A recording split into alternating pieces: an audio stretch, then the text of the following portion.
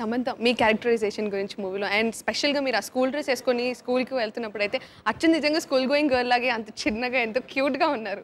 So again మీ characterisation అది చాలా easy అండి. గ్లామర్గా ఈ సైడే కొంచెం కష్టం, ఆ సైడ్ చాలా ఈజీగా చేస్తాను.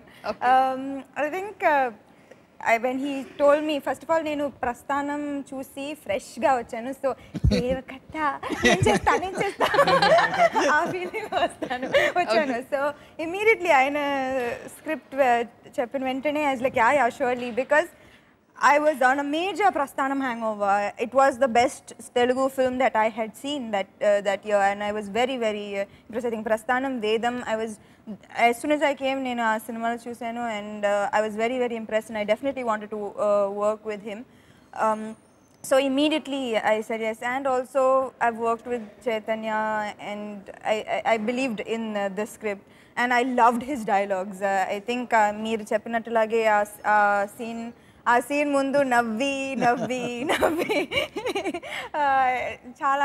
చాలా టేక్స్ అయింది, ఎందుకంటే everybody was laughing in that scene.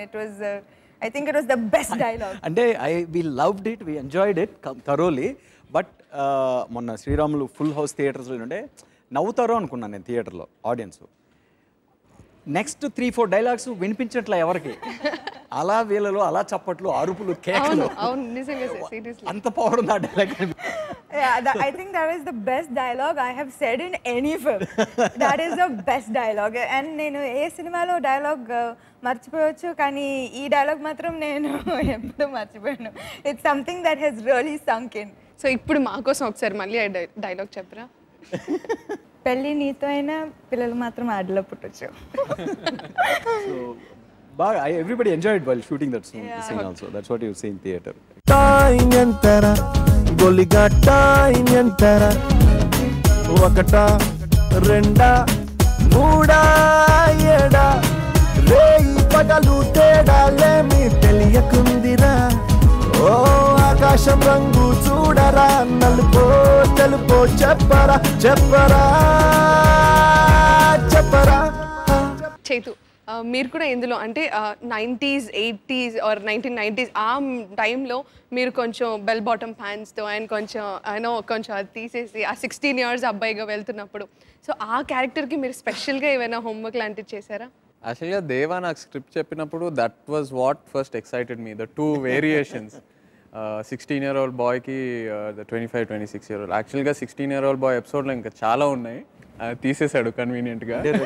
2 పాటలు చేయాల్సి వచ్చేది సినిమా.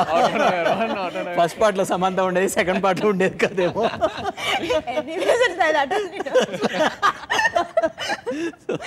సో ఆ క్యారెక్టర్ వేరియేషన్ బాగా ఎంజాయ్ చేశానండి. And I was also excited, అంటే I never got to play a 16-year-old, అండ్ there is a small 16-year-old inside me still. And అలాగే ఈ మూవీకి music director Anup Rubens, and music కూడా ఇట్ ఈస్ బీన్ అంటే ఇప్పుడు చాలా మంది ఎంతో ఇష్టపడుతున్న music Autonagar Surya music. So music గురించి. మ్యూజిక్ నాకు ఒక పర్మనెంట్ పార్ట్నర్ దొరికాడు అనిపించింది ఈ సినిమాతో.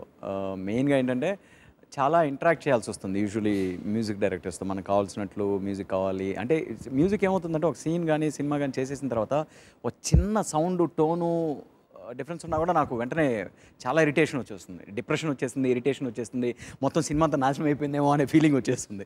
అంత ఓవర్ రియాక్ట్ అవుతాను నేను బేసిక్గా.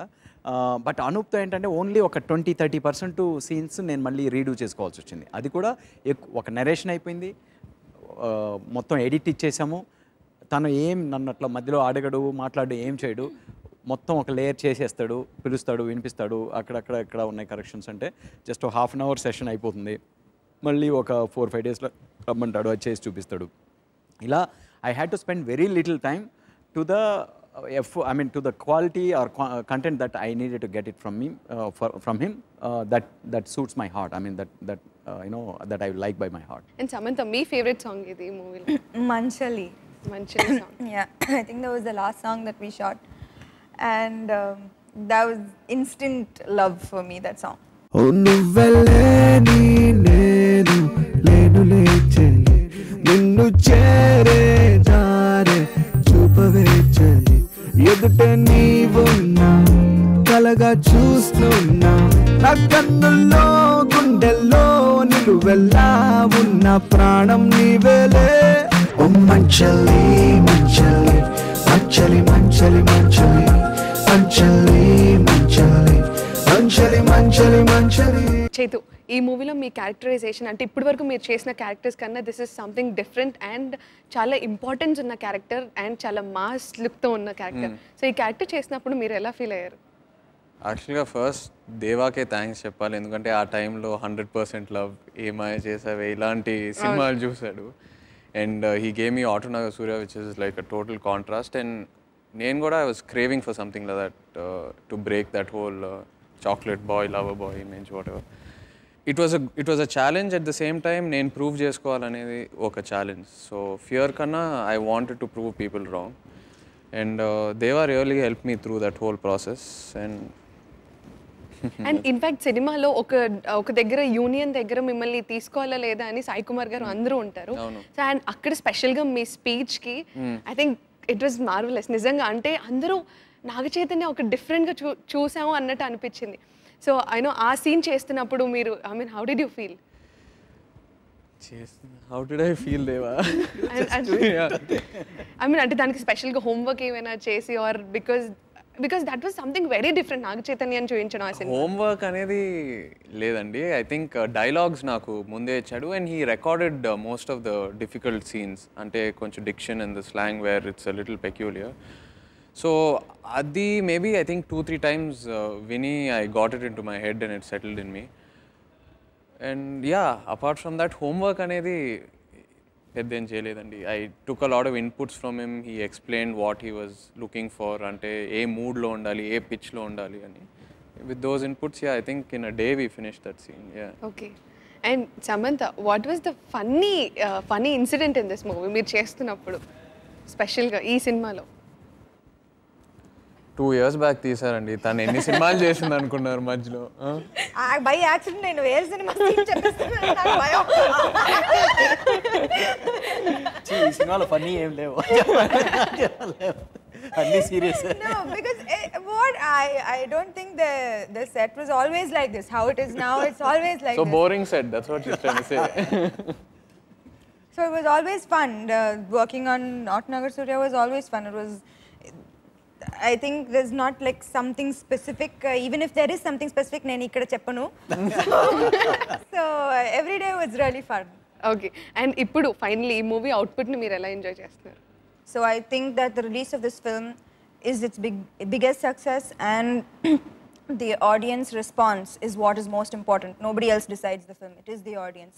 So they have spoken, they have liked the film, and we are very happy. And Sai Kumar గారితో వర్క్ చేయడం అదే అగైన్ సేమ్ ఫీలింగ్. ఎందుకంటే ఇప్పుడు ప్రస్థానం చూసిన వెంటనే నేను ఆటనగర్ సూర్యకి వెళ్ళాను. So already I'm have major ప్రస్థానం hang over.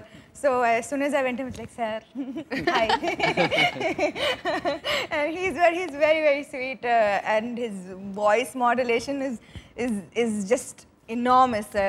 I think especially with Deva's dialogues, and his voice is something amazing, you know. So it was a great experience working with him. ఐడియాలే బతికినప్పుడు ప్రపంచంలో లూటీ చేయడానికి కూడా ఏం మిగలదురా. చూడు బాబాయ్, కొట్టుకు చావడానికి నీకు నాకు మధ్య ఫ్యాక్షన్ గొడవలు లేవు. అయినా ఇది కరెక్ట్, ఇది రాంగ్ అని చెప్పే డిక్షనరీ ఇప్పటిదాకా నాకు అనిపించలా.